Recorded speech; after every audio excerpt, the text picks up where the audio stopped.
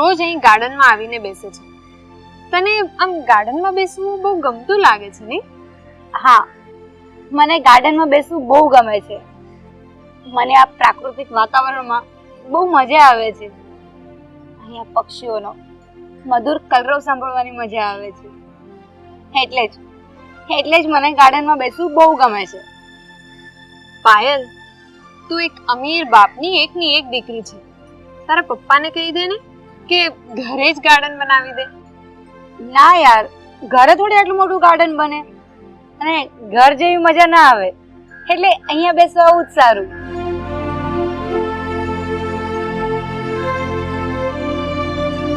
રીતિકા, સામે જો પેલો છોકરો ઊભો છે ને, એ રોજે આવીને આપણને ઘૂરે છે. જવા દે ને યાર, એવા લોકોને મોઢે ના લગાય.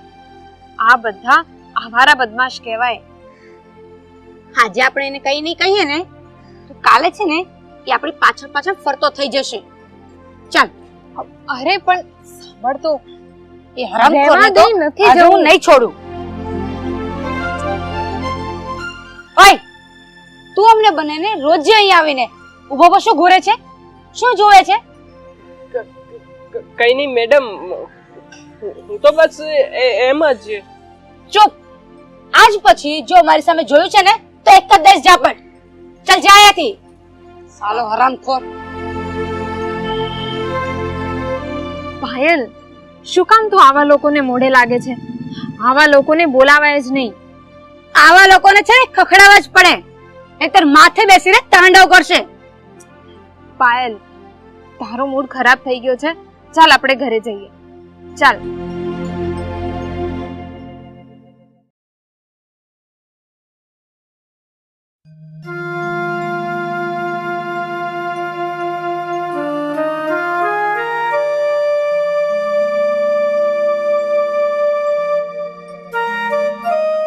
આવી ગયો મારો દીકરો. જય શ્રી કૃષ્ણ પપ્પા. જય શ્રી કૃષ્ણ મમ્મી. જય શ્રી કૃષ્ણ. બેટા, તું આ બગીચામાં નોકરી લાગ્યો છો, પણ તને બીજી કોઈ નોકરી મળે એમ નથી? પપ્પા, આપણા ઘરની આર્થિક પરિસ્થિતિ નબળી હોવાને લીધે હું ક્યાં વધારે ભણી શક્યો છું. અને આમ પણ મને કોણ બીજી નોકરી આપવાનું છે? એટલે જ હું આ ગાર્ડનની નોકરીમાં જોડાઈ ગયો છું. હશે બેટા, આપણે તો આ બે પૈસાની ઘરમાં આવક થાય ને એટલે બસ. બેટા, આ મારો પગ વાસિંતા ભાંગી ગયો અને મારી નોકરી વહી ગઈ. એ તો મારા દીકરા, હું તને જરૂર ભણાવત. કાંઈ વાંધો નહીં પપ્પા, આમ અફસોસ ન કરો. એ તો બધું નસીબમાં હોય ને એમ જ થાય. બેટા, ભગવાન જે પરિસ્થિતિ આપે ને એમાં જીવી લેવાનું હોય, એમાં કઈ હરખ કે શોખ ન કરવાનો હોય. આ નસીબની વાત છે. સાચી વાત છે મમ્મી. પપ્પા, તમે બેહો, મારે બજારમાં થોડુંક કામ છે, એ હું પતાવતા હો. જય શ્રી કૃષ્ણ. ત્યાં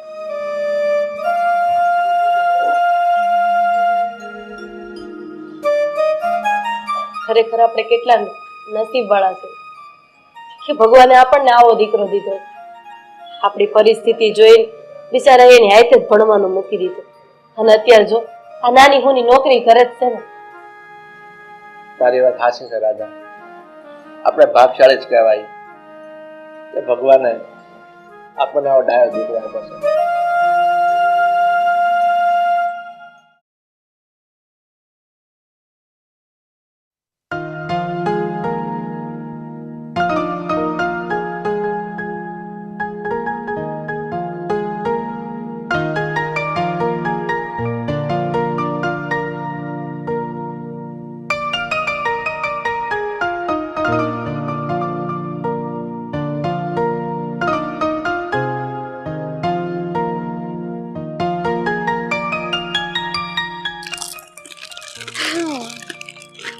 સવાર સવારમાં તને નાસ્તો કરવાની આદત લાગે છે?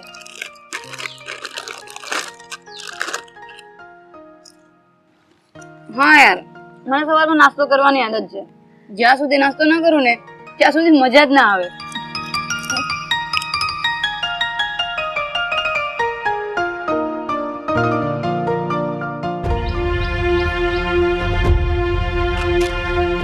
જો પેલો હરામી પાછો આવી ગયો.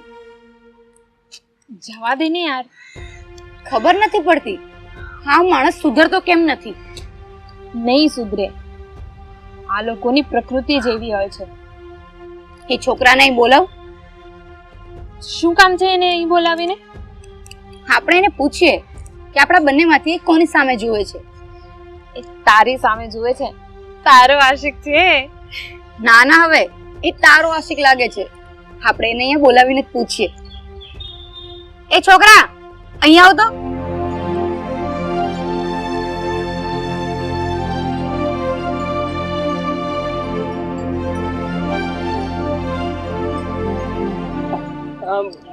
બોલો ને મેડમ. અરે તું ગભરાઈશ નહીં, મારે તને કંઈક પૂછવું છે. મને પૂછવું છે? બોલો ને મેડમ, હું પૂછવું છે? તું મને એનો જવાબ આપ કે તને અમારા બંનેમાંથી કોણ ગમે છે. તું અમારા બંનેમાંથી કોની સામે જોયા કરે છે. મેડમ, હું સાચું કહું ને તો મને તમે ગમો છો. અચ્છા, તું મને પ્રેમ કરે છે? બહુ પ્રેમ કરે છે? હા મેડમ, તમે મને બહુ ગમો છો.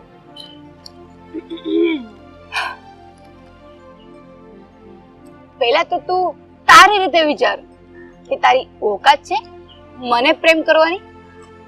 તારી જેવા 10 નોકર મારા ઘરમાં કામ કરે છે, મારી જૂતી સાફ કરે છે. આવ્યો મોટો પ્રેમ કરવા વાળો. માફ કરજો મેડમ, પણ તમે મને બહુ ગમો છો.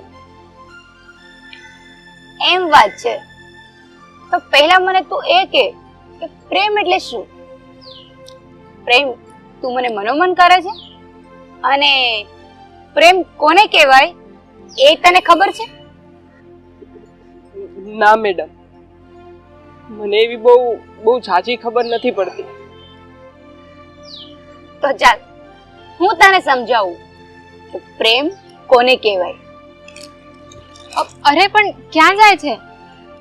આના મનમાંથી મારા પ્રેમનું ભૂત ઉતારવા માટે. ચાલ મારી સાથે.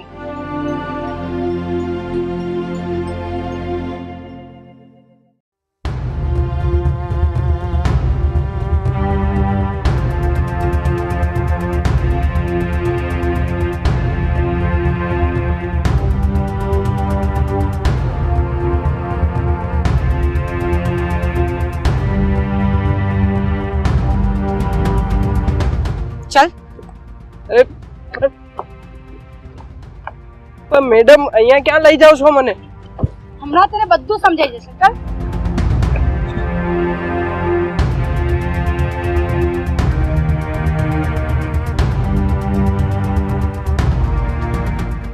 હવે હું તને સમજાવું કે પ્રેમ કોને કહેવાય. પ્રેમ એને કહેવાય કે જે પોતાના પ્રેમ માટે, પોતાની પ્રિયતમા માટે કંઈ પણ કરી ચૂકે ને એનું નામ પ્રેમ છે. બોલ, તું મારા માટે કંઈ પણ કરી શકીશ? હા મેડમ, હું તમારી માટે કંઈ પણ કરી શકું છું.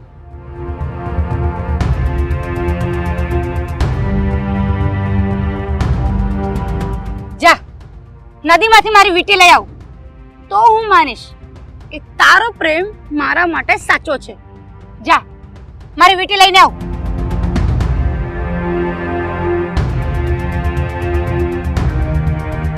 ચાલ.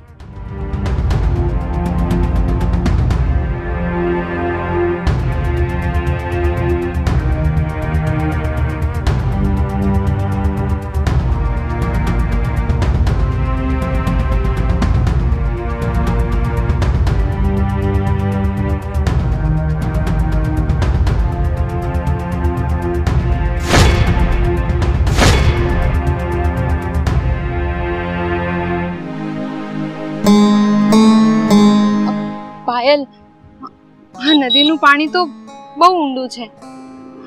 આ બિચારો એમાંથી કેવી રીતે વીંટી ગોતી શકશે? એ તો મને પણ ખબર છે કે આટલી મોટી નદીમાં આટલી ગમતી વીંટી એને ક્યાંથી મળવાની હતી. એટલે ઢીલા મોઢે મારી પાસે આવશે અને એને મારા પ્રેમનું ભૂત ઉતરી જશે. પછી એ મારી સામે પણ નહીં જોવે. જોજે ને. ચાલ. એ છોકરીઓ ઊભી રહો. આ તમે શું કર્યું? પેલા છોકરાને કેમ પાણીમાં જવા માટે કીધું? કાઈ નહીં, મેં તો એને મારી વીટી ગોતવા માટે મોકલ્યો છે. અરે તમને કઈ ભાન છે? એને પાણીમાં ડૂબકી મારી, મેં જોયું, તરતા નથી આવડતું ને ડૂબી ગયો છે. શું? એ છોકરાને તરતા નથી આવડતું? હે ભગવાન, હવે શું થશે?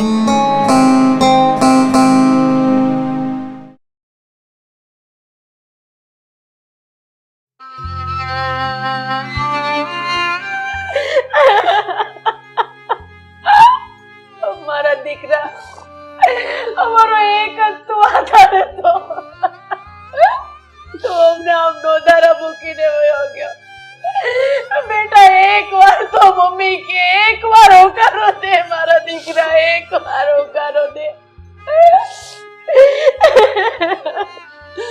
મારા દીકરા, મારો એક પગ તો ભાંગી ગયેલો હતો. આજે તારા જવાથી મારા 2 વાત ભાંગી ગયા છે. મારા દીકરા, હવે અમે કોને સહારે જીવશું? હવે કોને સહારે જીવશું? મારા દીકરા, તને તરતા નહોતું આવડતું તો તારે નદીમાં હું કામ કૂદવું જોઈએ? મારા લાલ, તારી વગર અમે કેમ જીવશું? એક વાર હોકારો દે, એક વાર તો આંખ ખોલ.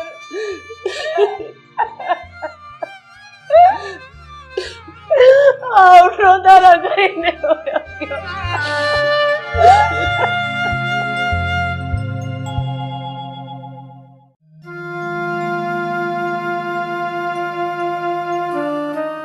પાયલ, જે થયું તે બધું ભૂલી જા. આમાં તારો કોઈ દોષ નથી.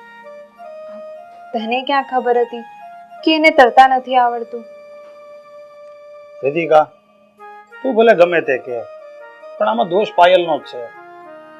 એ છોકરાને તરતા નહોતું આવડતું, ભલે એની તને ખબર નહોતી, પણ તારે કોઈની આવી પરીક્ષા ન લેવાય. હું તને એમ કહું છું કે તારે શું હક હતો એ છોકરાનું પરીક્ષા લેવાનો? તું તો એને સરખું ઓળખતી પણ નહોતી. આ ગરીબ મા બાપનો એકનો એક દીકરો એનાથી છીનવાઈ ગયો, એનો આધાર છીનવાઈ ગયો. પપ્પા, મારાથી બહુ મોટી ભૂલ થઈ ગઈ છે, બહુ મોટો અપરાધ થઈ ગયો છે. આના માટે ભગવાન ક્યારેય મને માફ નહીં કરે. બેટા, આ જીવનમાં ગમે એવી પરિસ્થિતિ આવે ને, પણ ક્યારેય કોઈના પારખા ન લેવાય. એનું પરિણામ હંમેશા ગંભીર જ આવે છે. પપ્પા, એક છોકરાના મા બાપ સૌ નોધારા થઈ ગયા છે. હવે એ લોકો શું કરશે? એમના ઘરમાં તો કોઈ કમાવાવાળું પણ નથી. બેટા, હું એ છોકરાના મા બાપને આજીવિકા બાંધી આપીશ અને બની શકે ને એટલી ખોરાકી પણ પૂરી પાડી આપીશ. પપ્પા, મારે એ છોકરાના ઘરે જવું છે, ચાલો ને મારી સાથે. સારું બેટા, આપણે ત્યાં જઈએ, પણ તું કઈ બોલતી નહીં. અને એમને એમ ના લાગવું જોઈએ કે આ બધું તારા કારણે થયું છે. નહીતર બેટા એ તારા ઉપર પોલીસ કેસ કરી દેશે. સારું પપ્પા, હું કાંઈ નહીં બોલું. ચલો આપણે જઈએ. રીતિકા, તું પણ ચાલ. ઠીક છે, ચાલો બેટા.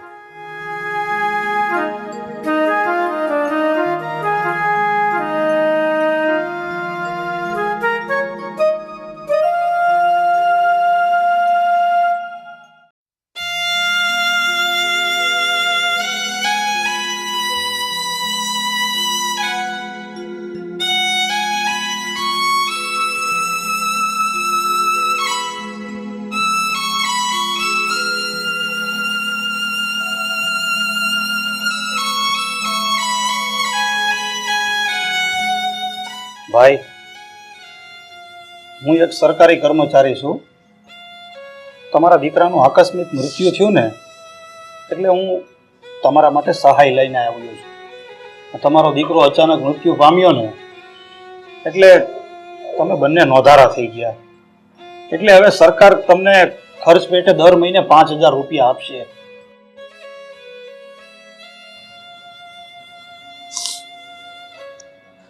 ભાઈ, તમારો ખૂબ ખૂબ આભાર કે તમે અમે ગરીબની મદદ કરવા આવ્યા. તમે ચિંતા ન કરો. અને આ સિવાય પણ તમારે કોઈ પણ મદદની જરૂર હોય ને તો તમે મને વાત કરજો. લ્યો, આ હું તમને મારું કાર્ડ આપું છું, રાખો.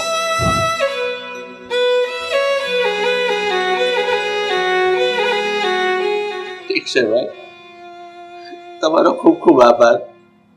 એમાં આભાર ના માનવાનો હોય ભાઈ. અને કાંઈ પણ કામ હોય ને તો નિસંકોચ અમને કહેજો. હવે અમે જઈએ.